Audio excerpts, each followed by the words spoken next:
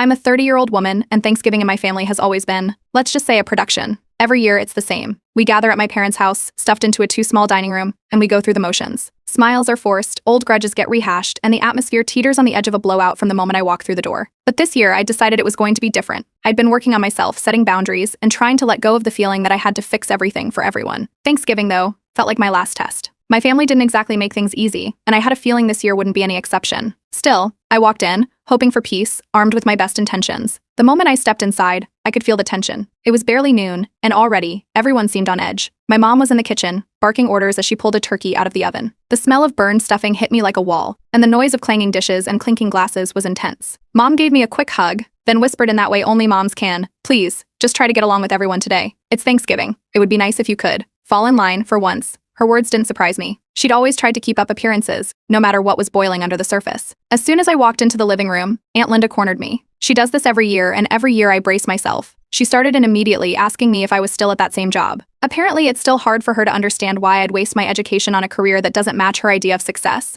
Then there was Uncle Rick, who barely looked up from his phone as he pointed out, in his usual blunt way, that I'd gained a bit. Not even a hello, just that. I let it slide, though I could feel the knot in my stomach growing. Before I could catch my breath, my sister Jessica was there, smiling that too sweet smile that always means trouble. Jessica, who has 2 kids, immediately asked, "So, still single?" The room went quiet, and I felt every set of eyes on me. She followed up with, "Oh, and no kids, right?" It was her classic line, her way of reminding everyone who the real adult was. I gave her a tight smile, trying not to react. Somewhere between the appetizers and setting the table, my dad pulled me aside. He started with small talk, asking how work was going, but it quickly shifted. My brother, of course, had gotten into some financial trouble. Again, Dad said, family helps family. Maybe you could chip in a little? Just until he gets back on his feet. I wanted to ask when, exactly, my brother had ever been on his feet, but I bit my tongue. The room was buzzing with conversation, but I felt like every word was a direct hit. As we finally sat down for dinner, my mom noticed I wasn't piling on the mashed potatoes. She looked disappointed, even a little insulted. Despite knowing for years that I have specific dietary restrictions, she said, "Oh, come on, just a little. We all have to eat the same. It's family." Before I could protest, she loaded my plate with everything I'd hoped to avoid. The tension rose as dinner went on. My cousin, who had just gotten engaged, spent most of the meal flashing her ring and dropping not-so-subtle hints about my single lifestyle. Each remark felt like a punch, and everyone seemed to be waiting for me to react, but I didn't give them the satisfaction. Then, as if on cue, my mom started to tear up, making a little speech about how Thanksgiving used to mean so much more to us. "It hurts me to see my kids not getting along," she said, dabbing her eyes. And that's when it started. The old grudges, the usual arguments from past Thanksgivings that we all thought we'd buried. Suddenly, everyone was blaming me for things that happened years ago, dragging up memories I'd rather forget. Even if I tried to defend myself, it wouldn't have mattered. They'd all made up their minds about my sins ages ago. Just when I thought I couldn't take anymore, my younger cousin, who had stayed out of the chaos all evening, leaned over and whispered, "Hey, don't let them get to you. I see what's going on." It was a small gesture, but in that moment it meant everything. But it wasn't enough to hold back the rising frustration. The final straw was when they all started mocking my obsession with work-life balance. I'd worked hard to get to a point where I felt proud of my career, and hearing them laugh about it made me feel like I was suffocating. I'd come in hoping for a peaceful evening, but I could feel myself unraveling under their relentless digs. So I did something I'd never done before. I stood up, grabbed my coat, and headed for the door. No big speech, no explanations, just a silent exit. I could feel their eyes on me, the surprise and confusion as I walked out. The messages started before I'd even made it to my car, one after another lighting up my phone. They were shocked, calling me selfish, demanding to know why I would ruin Thanksgiving. But as I pulled away, I didn't feel selfish. I just felt free. Update 1. The fallout started almost immediately. As soon as I drove away from my parents' house, my phone began buzzing nonstop. By the time I got home, I had over a dozen missed calls, texts, and voicemails. Each one was a different family member, each with their own opinion about what I'd done. First, there was my mom's voicemail, tearful and dramatic, as usual. Her voice wavered, asking me how I could just walk out on my family like that. She talked about how much effort she put into making Thanksgiving special for everyone, and how it was heartbreaking to see me leave. Every word was loaded, meant to make me feel guilty, and I could almost see her sitting there, dabbing at her eyes with a tissue for effect. Then came the texts from my brother. He'd always had a short fuse, so his messages were angrier, calling me selfish and immature for causing a scene. According to him, I'd acted like I was too good for the family, and he was quick to remind me that real family doesn't just walk out. I scrolled through his texts, one after the other, all variations on the same theme. He clearly didn't want to hear my side of the story, just wanted to make sure I knew how wrong I was. The calls from my dad came next, one missed call after another. Finally, he left a long text. It was half apology, half guilt trip. He said he was sorry if things got a little out of hand, but reminded me that family holidays can be stressful, and sometimes people say things they don't mean. He ended with a plea to keep the peace and told me that family is all we have in the end. I wasn't sure what to make of his message. It felt like he was on the verge of taking my side, but then he'd pull back, falling back into the family unity line. As I tried to process all the messages, my Aunt Linda chimed in with a text of her own. She went on about how Thanksgiving is a time for family and how I had ruined it for everyone by leaving. She made sure to add that my mother was devastated and that I should call to apologize. Aunt Linda was always like this, quick to jump in, even when it wasn't her place. Then there was my sister, Jessica. Strangely enough, she didn't say anything. No text, no call, nothing. It was a rare moment of silence from her, and in a way, it was almost worse than the barrage of messages from everyone else. Jessica had always been the queen of passive aggressiveness, and this felt like her own way of punishing me, by giving me the silent treatment. I knew I couldn't take it all at once, so I decided to take a step back. I blocked my mom's number temporarily, as well as my brother's, just to get a little peace. The constant messages were exhausting, and I needed a break from the guilt tripping. I left a few contacts open, like my dad and my cousin, who'd been supportive during Thanksgiving. I didn't want to block everyone entirely, just enough to breathe. The next day, my friends came over. I told them what happened, and they were there to lend a hand, surprised but proud that I'd finally set boundaries. They knew how difficult my family could be, and were happy to see me putting myself first for a change. We spent the day talking, laughing, and distracting me from the chaos of it all, and for a few hours I could forget about the family drama. In the evening, though, my dad texted again. This time, it was different, shorter, more blunt. He called me dramatic for blocking family members and warned me that I'd regret burning bridges. It was clear his apology from the night before had vanished, replaced by frustration. I could almost picture him pacing around, trying to find the right words to convince me to back down. As the messages kept rolling in, I felt a pang of guilt when my cousin reached out, the only family member who hadn't tried to guilt trip me. He said he was sorry for what had happened, and that he understood why I'd left. It was a short message, but it left me feeling a bit torn, like I'd somehow let him down by leaving. Still, I knew deep down that it wasn't my job to stick around and endure the family's treatment just to spare his feelings. I decided to bring it up with my therapist, who had heard me talk about my family for years. She listened to everything that had happened and encouraged me to stand firm in my boundaries. She reminded me that I had the right to distance myself from toxic dynamics, even if that meant facing the backlash. It wasn't easy to hear, but it was the reminder I needed to keep going. Over the next few days, the resentment started to build. The more I reread their messages, the clearer it became that my family was refusing to see my side. Everything was twisted into how I'd abandoned them, and no one seemed to care about why I felt the need to walk out in the first place. It all came to a head when I received a particularly nasty text from my mom. She'd sent a long list of everything she thought I'd done wrong over the years, each point designed to make me feel like the problem. That was it. I blocked her number, too, along with my dad's. I knew they'd keep reaching out, but I'd had enough. The silence was both strange and freeing. I went no contact for the first time in my life, spending the next few weeks focusing on myself. My phone was quieter than it had ever been, and the absence of constant family demands was a relief. For once, I could breathe. Before long, I realized I had my own ultimatum to stick to. I'd only open the door to them again if they could acknowledge and respect my boundaries. Until then, the door was firmly closed. Update 2. About a week after the Thanksgiving fallout, an email arrived in my inbox with the subject line, Family Discussion. It was from my parents, and they'd CC pretty much everyone, the whole family list. In the email, my mom went on about how Thanksgiving had gone off the rails, and while no one was completely innocent, it was clear she was hinting that my walking out had been the catalyst. She wrote that they wanted to have a family discussion to smooth things over, adding a few lines about how everyone had learned a lot from this and wanted to make changes. They promised that, if I agreed to meet, everyone would be better and try to respect my boundaries. It felt a little too scripted, like she'd read a book on conflict resolution, and was now trying to play the part. My first instinct was to ignore it, but I hesitated. They'd already started throwing around promises of change, and I was curious, even if skeptical. I replied, saying I'd be open to meeting on the condition that we met somewhere neutral, not their house, not mine. I chose a small cafe in town where I knew they'd feel out of place enough to avoid causing a scene. After a few back and forths, they reluctantly agreed, even if they clearly weren't thrilled about the location. On the day of the meeting, I arrived first, choosing a booth in the back corner. When they walked in, I could tell right away they were uncomfortable. My parents looked around, shifting in place as they took in the casual setup. My mom shot me a tight smile, and they slid into the booth opposite me, my brother and sister filling in beside them. The air felt thick with tension, and no one seemed eager to start. My mom cleared her throat and launched into a carefully rehearsed apology. Her voice was soft, and she kept dabbing her eyes as she spoke, saying things like it was never my intention to hurt you and I just want us to be close again. The apology felt shallow, though. It was all about how she felt, how she missed me. There was no acknowledgement of the pressure they'd put on me, or of the way they'd crossed lines. I nodded along, waiting to see if she'd address any of the real issues. She didn't. My dad, on the other hand, looked at me and sighed, saying that maybe they could try to be more understanding if it meant keeping the family together. His tone was begrudging, and it was obvious he didn't fully believe his own words. Still, it was something, and I kept my face neutral, waiting to see what else they had to offer. Then my sister Jessica chimed in, her voice dripping with that same passive aggressiveness I'd come to expect. She said that, while she understood my desire for space, I needed to be more flexible if we were ever going to move forward. Flexible, as in go back to the same dynamic where I stayed silent and let everyone else walk all over me. I kept my mouth shut, letting her finish, but I could feel the frustration building. Just as I thought they might at least try to meet me halfway, my brother spoke up. He shrugged, saying that the entire situation had been blown out of proportion and that I was too sensitive about everything. According to him, I'd overreacted, and all this fuss was unnecessary drama. His words landed like a slap. They were practically gaslighting me, shifting blame onto me as if I'd made it all up. At that point, I knew I had to be direct. I told them I wasn't interested in more apologies or flexibility if it just meant going back to the same toxic patterns. If they really wanted me around, they'd need to respect my boundaries and stop dismissing my feelings. They exchanged glances, clearly uncomfortable. My dad nodded, reluctantly agreeing to try, but the look in his eyes told me he wasn't fully on board. Their agreement came with a side of jabs. They'd nod and say they understood, only to add little comments about how family should be willing to compromise and how we all have flaws. It was all just passive-aggressive enough to let me know nothing had really changed. After one final dig from my sister about how hard it is to always walk on eggshells around me, I felt that same frustration rising all over again. They wanted me back on their terms, not because they actually respected the boundaries I'd set. Without another word, I picked up my bag and stood up, ready to leave once more.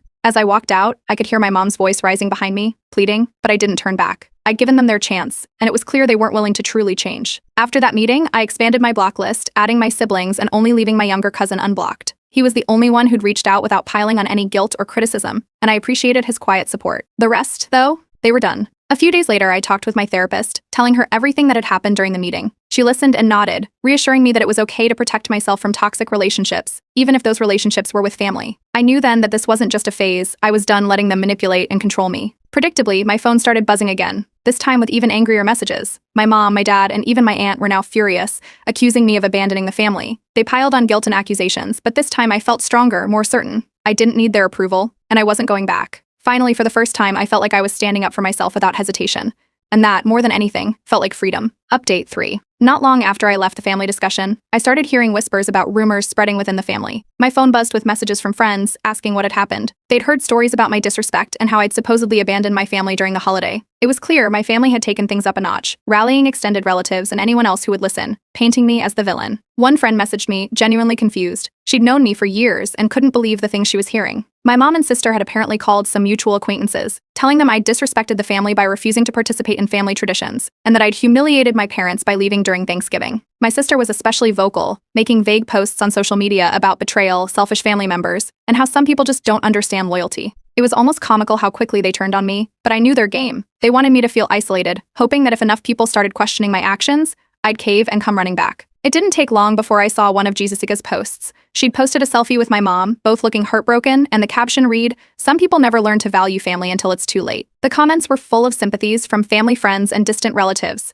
all sharing their own stories about family disloyalty and lost family ties. It was all so calculated, like they'd planned to make me look like the bad guy from the start. Then, to top it all off, I got a message from my cousin, the only one I'd kept in contact with. He'd heard the stories too, but this time, he sounded disappointed, saying he wished I could see things from their perspective. It stung to realize even he was starting to waver. He'd been my last ally in the family, and now even he was slipping away, weighed down by everyone else's version of events. The guilt tripping had spread through the family, and they all seemed convinced I was the one in the wrong, no matter what the real story was. The pressure only ramped up from there. My parents began sending me long emails, each one more dramatic than the last, saying they'd raised me to respect my elders and value family. My mom's messages were full of lines like, "This is hurting us more than you can imagine," and "Your actions have left us heartbroken." Every message seemed crafted to make me doubt myself, to make me question if maybe I really was in the wrong. But I'd come too far to fall for it this time. Around this point, friends of the family started reaching out, telling me they'd heard from my parents and asking if everything was okay. Some were genuinely concerned, others sounded more judgmental, clearly influenced by what they'd been told. I started avoiding these calls. The last thing I needed was to keep defending myself. To make matters worse, my mom found ways to tell her side of the story wherever she could. She even posted about it in a local community group on Facebook,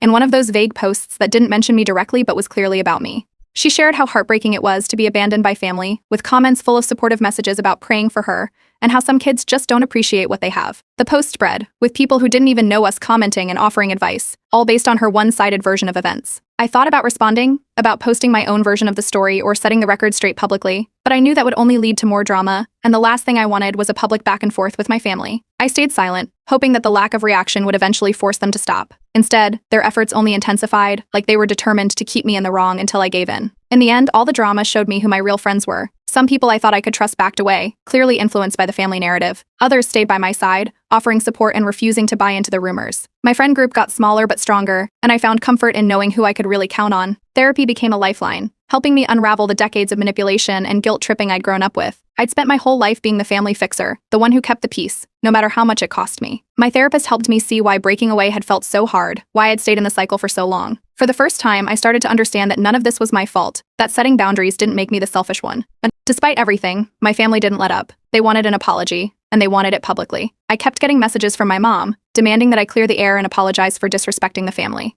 It was obvious they wouldn't be happy until I fell back in line and did exactly as they wanted. But I was done. I didn't owe them an apology for taking care of myself, and I wasn't going to sacrifice my peace just to make them comfortable. So I made a decision. I'd go completely no contact, except for my cousin. He'd been caught up in the family's story too, but he was young and had been supportive in his own way. For the rest, though, I was finished. I blocked every contact and muted every thread, determined to finally put my well-being first. The silence was immediate, and for the first time in as long as I could remember, I felt free. The weight of years of expectations and obligations had finally lifted, and I could focus on myself, my friends, and the future I wanted to build. Update 4. Once I cut ties with my family, my life suddenly felt quiet. No more guilt-laden calls, no more passive-aggressive texts, no more pressure to fix whatever drama my family had stirred up. At first, the silence was almost unsettling, like waiting for the other shoe to drop. But as the days passed, I realized I didn't miss it. The space around me felt different, open, even a little peaceful. I still went to therapy, processing everything that had happened. My therapist reassured me that it was normal to feel a mix of guilt and relief. I'd spent years as the fixer, so part of me felt responsible for the chaos I'd left behind. But each session helped me see that breaking free wasn't selfish, it was survival. With the weight of my family's constant demands off my shoulders, I started looking at my life differently. I decided to fill my days with things I genuinely enjoyed, things I hadn't had time for in years. I signed up for a cooking class, partly as a distraction and partly because I'd always wanted to get better at making something beyond the usual microwave meals. Each week, I found myself getting excited about trying new recipes, tasting new flavors, and meeting people who shared my interest. For the first time, I was doing something just for me. I also dusted off some old art supplies I'd tucked away years ago. Painting had always been a passion of mine, something I did to unwind. But over the years, it had been pushed aside, forgotten in the rush to manage family drama. Now, with free time on my hands, I began to paint again, losing myself in colors and shapes, rediscovering a side of me that had been buried. As I focused on myself, my friendships grew stronger. My friends noticed the change, less stress, more laughter, and a lightness they hadn't seen in me for a long time. I was finally present in my own life, free from the endless guilt trips and family obligations. Slowly, I began to expand my social circle, meeting new people at the cooking class and at art events. It was refreshing to build connections that didn't come with baggage or hidden expectations. My newfound independence even began to affect my work. Without constant distractions and the mental toll of family issues, I could finally focus. My productivity skyrocketed, and within a few months, my boss noticed the change. I got a promotion, and with it came a sense of pride and confidence I hadn't felt in years. It was like shedding an old layer of myself, stepping into a version of me that was unapologetically strong and free. The family silence finally broke when my cousin texted me one evening. He didn't apologize or guilt-trip me, just let me know the family was still furious but had accepted that I was sticking to my decision. It was a small update, but hearing it from him reassured me. Despite the anger and hurt my family felt, they were slowly starting to respect my boundary. At least, that's how it seemed. A week later, my sister Jessica sent a short message, something along the lines of, "I'm sorry for my part in all this. I hope we can talk one day." It felt rushed, like she was checking off an apology box rather than genuinely reaching out. I thought about how to respond and decided to keep it simple. I thanked her for the message, then reminded her that I still needed space. She didn't reply after that, and I didn't dwell on it. Then came an email from my mom. She poured out how the family was in pieces without me, describing how hard things had been since I'd left. She listed every reason why my leaving had hurt them, as if I needed to be reminded of the ripple effect my decision had caused. I read through her words, feeling the familiar tug of guilt, but this time I knew better. I could see the manipulation, the way each sentence was crafted to pull me back in. Instead of replying, I simply deleted the email. With Thanksgiving approaching, my friends invited me to join them for a holiday dinner. I hesitated at first, spending Thanksgiving without my family felt strange, but I knew this was the fresh start I needed. When the day arrived, we cooked together, shared stories, laughed without any underlying tension or expectation. It was the most relaxed Thanksgiving I'd ever had, surrounded by people who didn't judge or criticize. There were no hidden motives, no guilt trips, just genuine joy and friendship. That night, as I drove home, I felt a sense of peace I hadn't felt in years. I'd spent so long weighed down by family obligations, so focused on fixing everyone else's problems, that I'd forgotten what it felt like to simply exist without strings attached. For the first time, I was in control of my own life, living on my terms. As I settled into bed,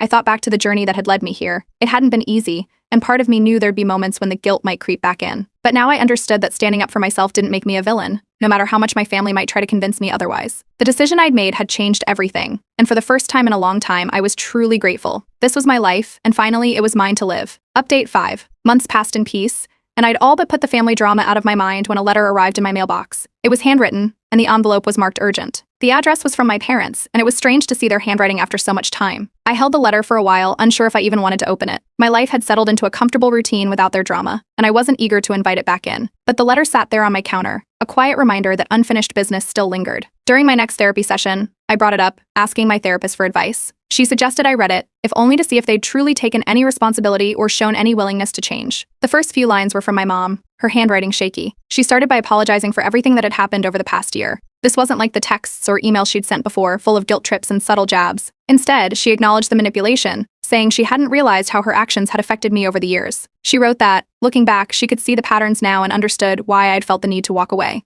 She even admitted she'd pressured me to take on roles in the family that weren't mine to bear, always expecting me to fix things. It was as close to an honest apology as I'd ever seen from her. My dad's part followed, and it was shorter, more reserved, but it surprised me. He admitted that he'd ignored a lot of the issues because he thought it was easier to keep the peace by turning a blind eye. He wrote that he missed having me in his life, and he was even willing to attend therapy if it meant we could rebuild some sort of relationship. It was shocking to read. My dad had never been one to even mention therapy, let alone suggest going himself. Then there were notes from my brother and sister, tucked in at the end. My brother wrote that he was sorry if he'd added to the pressure, admitting that he'd always taken it for granted that I'd help, assuming I could handle it. My sister's note was short, more of a general apology for her behavior during the Thanksgiving debacle and the smear campaign that followed. I could tell she wasn't as invested, but even her message felt a little more genuine than anything I'd received from her before. Toward the end, they proposed a meeting as a family, with the added condition that we could all attend therapy together to work through the issues. They left it up to me, saying they'd respect whatever decision I made. For the first time, I felt they might actually mean it. I took a few days to think it over, then sat down to draft my reply. I kept it honest and to the point, telling them how much their actions had affected me and why I'd made the choices I had. I agreed to a meeting, but only on my terms. It would be in a neutral setting, mediated by a therapist. I made it clear that if we were going to move forward, my boundaries had to be respected with no excuses or dismissals of my feelings. I wouldn't settle for a repeat of past behavior. To my surprise, they agreed. They said they respected my need for structure and would follow my conditions, which was more than I'd ever expected. On the day of the meeting, I arrived at the therapist's office first, taking a few deep breaths to calm myself. I wasn't sure what to expect, but I knew I was ready to finally be heard. My family arrived shortly after, looking nervous as they took their seats in the circle. There was a tension in the room, but for once it didn't feel like they were preparing to gang up on me. It felt like they were actually here to listen. The therapist began, setting ground rules and reminding everyone that the goal was to understand each other's perspectives. My mom started, apologizing for the pressure she'd put on me. She explained that she'd been so focused on holding the family together that she hadn't considered the toll it was taking on me. For once, she didn't try to shift the blame or play the victim. She just listened as I told her how her words and actions had made me feel. My dad spoke next, admitting that he'd always brushed things under the rug, thinking it was the easiest way to avoid conflict. He said he regretted not stepping up sooner and promised to work on being more present in our family relationships. Hearing him acknowledge his role felt like a weight lifting, a part of the puzzle finally clicking into place. My brother shared his thoughts, admitting that he'd often relied on me to handle things because he'd assumed I was the strong one. He said he never considered that I might have limits too. My sister was the last to speak, and her apology was brief but direct. She admitted she'd been wrong to join the smear campaign, saying she now realized it had only made things worse. For the first time, there was no shouting, no interruptions, no dismissing of my feelings. Each of them took responsibility without deflecting or making excuses. I could see that this wasn't an attempt to get me back on their terms. They were genuinely trying to understand. When the session ended, I felt lighter. We weren't a perfect family, and we probably never would be, but for once, I felt seen and heard. I left the meeting with a sense of closure I hadn't known I needed. Going forward, I decided to keep contact limited, with regular family therapy sessions as a condition. This way, I could keep my peace while allowing a cautious rebuilding of our relationship. It wasn't the ending I'd expected, but it was the one I needed. I was finally free to live life on my terms, with boundaries firmly in place.